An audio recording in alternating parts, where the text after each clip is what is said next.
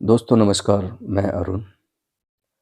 Doctor Bhimrao Ambedkar ji के बारे में जितना भी कहा जाए उतना कम है। वो एक महान पुरुष थे, एक ऐतिहासिक पुरुष थे। उनकी विचारधारा से देश ने पिछले 75 सालों में जो सामाजिक बदलाव किए हैं, जो तरक्की हुई है, वो अद्भुत है और ये इतिहास में पहले कभी संभव नहीं हुआ था। डॉक्टर अंबेडकर जी की विचारधारा में किसी के प्रति नफरत नहीं थी। कभी उन्होंने किसी की आलोचना अगर की है तो सिर्फ इसलिए की है कि भारत में अंधविश्वास को ख़त्म किया जाए और अपनी समाज जो गरीबी से जूझ रही थी, छुआछूत से जूझ रही थी, उसका कल्याण किस तरीके से किया जाए, उस संदर्भ में उन्होंने कुछ बातें आलोचनात्मक की हैं। लेकिन उनकी विचारधारा से भारत में जो क्रांति आई है, जो सामाजिक सुधार हुए हैं, वो अद्भुत है, ऐतिहासिक है। लेकिन कुछ दिनों से देखा जा रहा है कि डॉक्टर अंबेडकर के नाम से समाज में कुछ नफ़रतें फैलाई जा रही हैं और डॉक्टर अंबेडकर को डिग्रेड किया जा रहा है। वो एक ऐसे नेता थे जो देश के कल्याण के लिए काम करते रहे हैं। उनको सीमित करके एक जाति का लीडर प्रस्तुत करने का प्रयास किया जा रहा है। तो जो तथाकथित अंबेडकरवादी हैं आज के ज़माने में, वो अपने निहित स्वार्थों के लिए चालाकी बस डॉक्टर अंबेडकर का नाम लेकर के एक गलत नैरेटिव पेश कर रहे हैं, जिसकी वजह से डॉक्टर अंबेडकर के साथ बहुत बड़ा दगा हो रहा है, उनके साथ अन्याय हो रहा है। खैर, ये तो एक बात है जो सब दुनिया जानती है, सभी को पता है। जातियों को लेकर के अंबेडकर महोदय के क्या विचार थे, जो समाज में छुआछूत और गरीबी के शिकार हुए, ये जातिगत या मानवीय भेदभाव क्यों पैदा हुआ, इसके बारे में डॉक्टर अंबेडकर के बिल्कुल साफ सुथरे विचार थे और सच के बहुत करीब थे। उस बात को कोई झुठला नहीं सकता जो उन्होंने कहा है। अंबेडकर महोदय का सोचना ये था कि जब इस सृष्टि की रचना हुई, इंसान इस धरती पे आया, तो सारी मानव जाति जंगल में रह करके शिकार करके अपना जीवन यापन करती थी, गुफाओं में रहती थी। तो सबकी जीवन शैली एक समान थी। लेकिन जैसे जैसे वक्त गुजरता गया, वैसे वैसे लोगों ने खेती करना सीख ली। कुछ लोगों ने खेती करके ज़मीन पर अधिकार कर लिया और वो उनकी जीवन शैली बदल गई, थोड़ी अलग हो गई। उनके पास इकोनॉमी आ गई, समृद्धि आ गई। और कुछ लोग ऐसे थे जो खेती ना करके जंगल के उसी जीवन को मज़े से जीते रहे, उसी में उनको लुत्फ़ आता रहा। इस तरह जैसे जैसे वक्त गुजरता गया, लोग जिन्होंने ज़मीन काश्त करना शुरू कर दी थी, वो धनवान हो गए और जो जंगल में शिकार करके ही जीवन जीना उन्होंने उचित समझा था, वो गरीब हो गए। और वक्त जैसे जैसे बदलता गया, एक डिस्टेंस हो गया दोनों के बीच में। जो ज़मींदार थे वो धनवान हो गए और जो पुरानी जीवन शैली में अपना जीवन जी रहे थे, वो गरीब हो गए और वक्त के साथ धीरे धीरे उन्हें शूद्र बना दिया गया।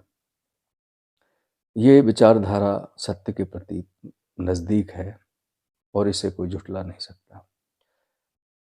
लेकिन इसके बाद अंबेडकर जी की विचारधारा को दरकिनार करके कुछ चालाक लोगों ने अ, अपने अंदाज, अपने अनुमान प्रस्तुत किए और ये कह दिया कि ये जातिवाद ब्राह्मणों ने तैयार किया है, आर्य बाहर से आए और इन लोगों के ऊपर, जो यहाँ के जंगलों में रहने वाले लोग थे, गरीब लोग थे, सीधे साधे लोग थे, उनके ऊपर हमला किया, उन्हें मारा, उनको हरा दिया और फिर उनके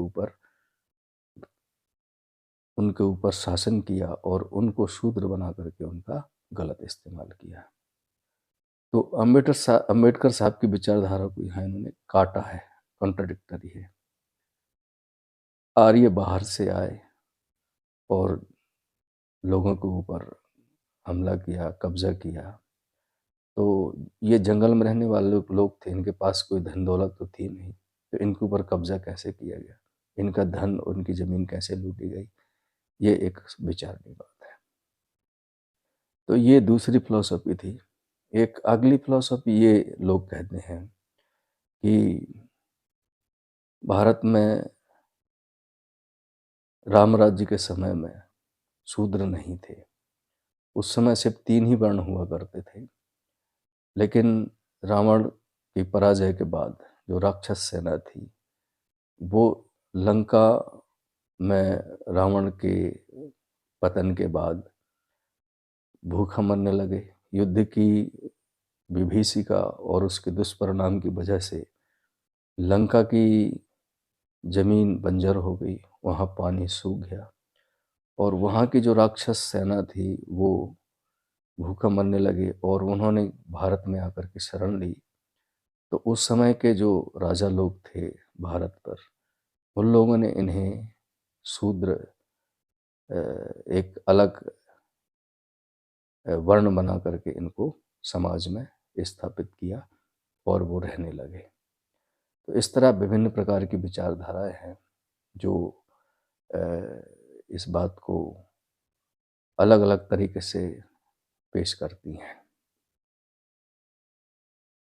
तो ये बात एक गलत है कि किसी एक धर्म के या जाति के लोगों ने ये वर्ण व्यवस्था तैयार की है। और एक अहम विचार ये भी है कि ये जातियां आखिर पैदा कैसे हुई भारत में।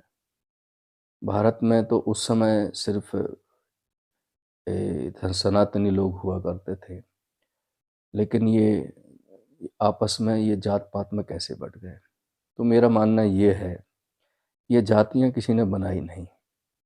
एक विचार के लोग एकजुट होते गए, उनके कुनबे बनते गए, बड़े बड़े समूह होते गए और उन समूहों को अपनी पहचान बनाने के लिए उन्होंने खुद एक जातिगत नाम दे दिया।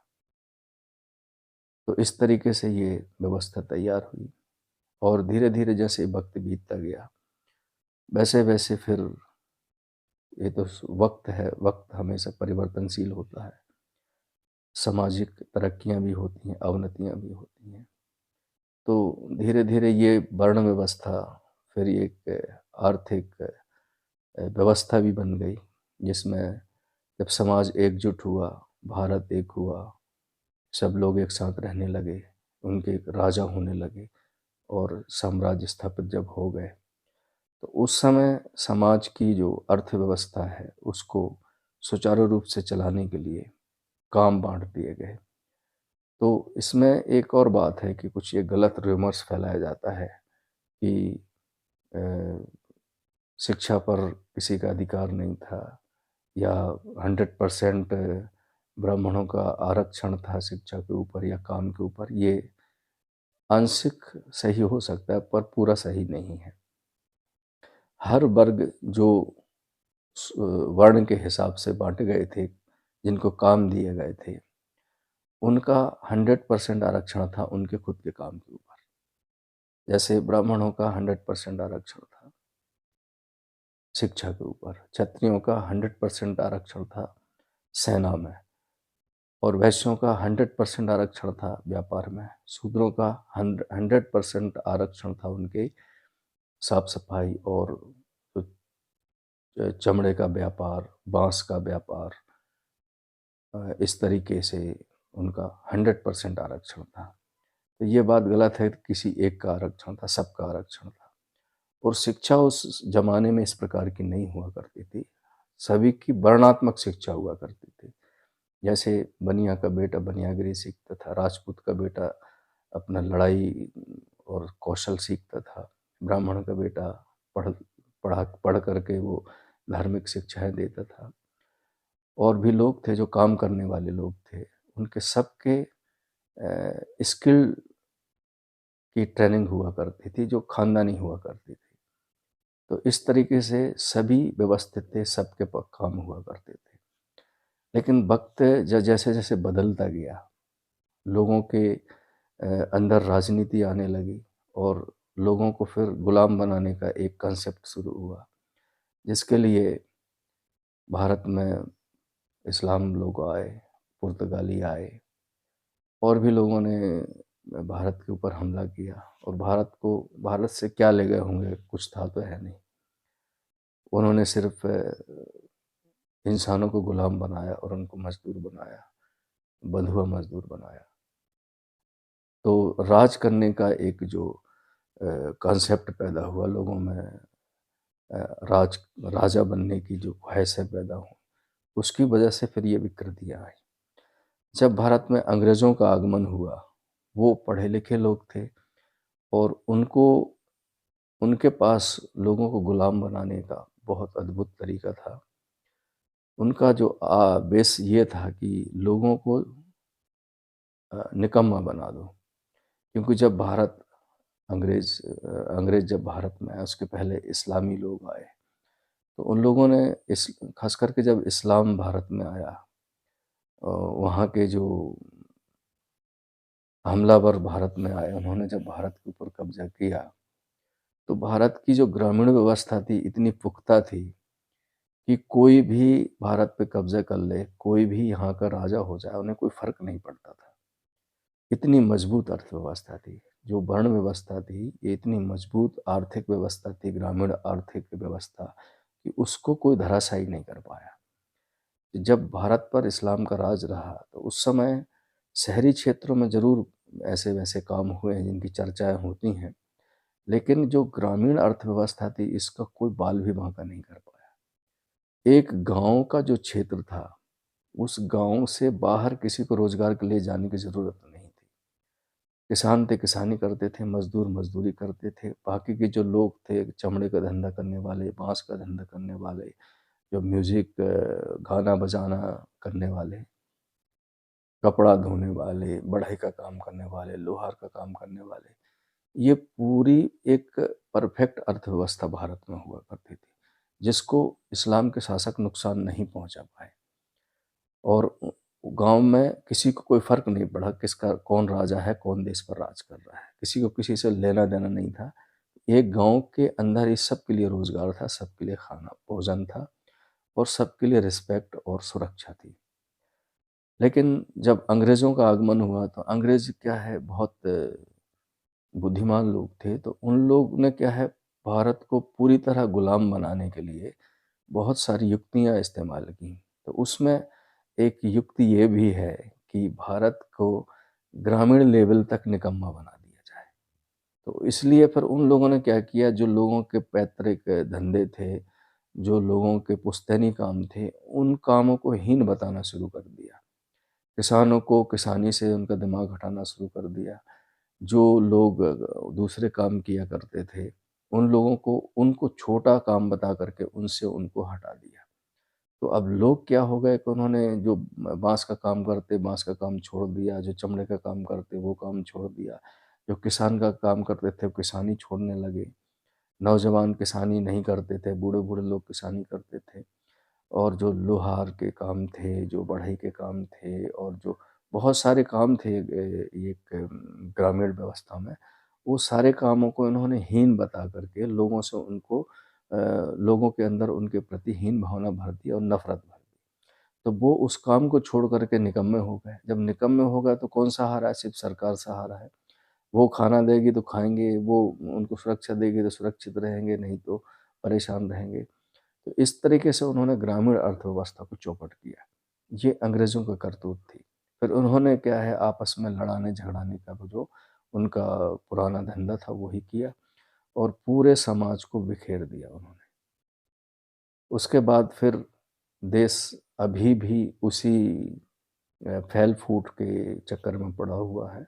लोग अपना पुश्तैनी काम भूल करके सब के सब एक ही काम में लगे हुए हैं, पढ़ना और सरकारी नौकरी के लिए कोशिश करना, बस। बाकी उन्हों काम धाम किसी के पास नहीं है।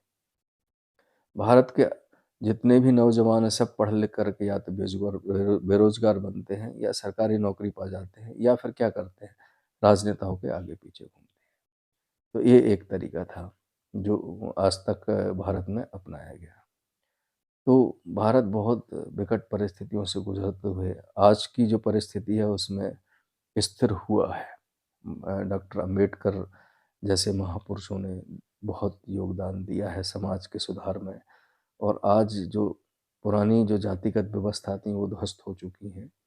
जाति के बीच में जो खाई थी, अंतर थे, डिस्टेंस था, छुआ-छूत था, ये सब खत्म हो चुका है। लेकिन एक बार फिर वहीं आ जाते हैं हम कि जो अम्बेडकरवादी हैं, डॉक्टर अम्बेडकर की विचारधारा का गलत इस्तेमाल उन्होंने किया है। जो महापुरुष होते हैं उनकी विचारधारा का इस्तेमाल सही भी होता है और गलत भी हो जाता है।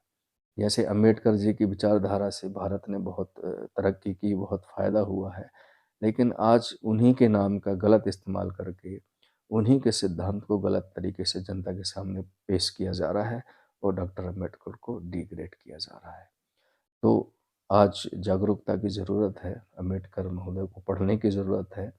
उनके जो असली विचार हैं, उन पर विचार करके आजकल के जो भ्रम फैलाया जा रहा है, उससे दूर रहने की ज़रूरत है। आज के लिए इतना ही। बहुत-बहुत धन्यवाद। शुक्रिया।